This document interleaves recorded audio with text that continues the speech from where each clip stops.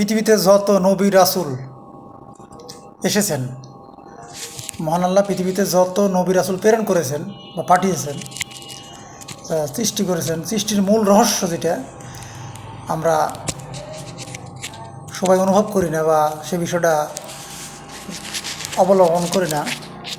কোরআনে আপনার শুধু কোরআন না, যত কিতাব, আসমানি কিতাব মহান আল্লাহ পৃথিবীতে নাজিল করেছেন, প্রত্যেকটি কিতাবের মূল যে বিষয় বা মূল সারমর্ম যেটা, তা হচ্ছে যে, এবং কোরআনের প্রধান যে সারমর্ম সেটা হচ্ছে যে, যত নবী রাসূল, পীর মুর্শিদ বা যত মনীষী যত আছে, প্রত্যেকের যে মূল সারমর্ম, মূল যে বিষয় সেটা হচ্ছে যে তোমরা আল্লাহর রঙে রঞ্জিত হয়ে যাও, মানে আল্লাহর যে আদর্শ সে আদর্শে আদর্শিত হয়ে যাও।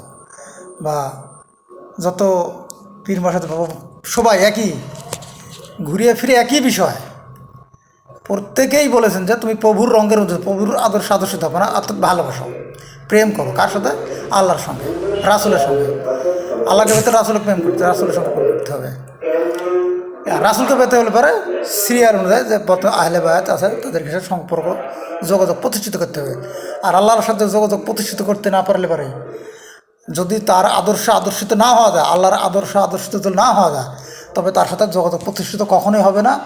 যত আপনি আমল করেন না কেন, তার যে আদর্শ, আল্লাহর যে প্রধান যে আদর্শ, যে আল্লাহর যে ব্যবহার বা চরিত্র, ঠিক আছে, সেই আদর্শের যে রঙে রঞ্জিত হলে তবেই আল্লাহর নৈকট্য লাভ করে দেবে এবং জীবনে সার্থকতা আসবে, মানুষ হিসেবে পূর্ণতা লাভ করা যাবে।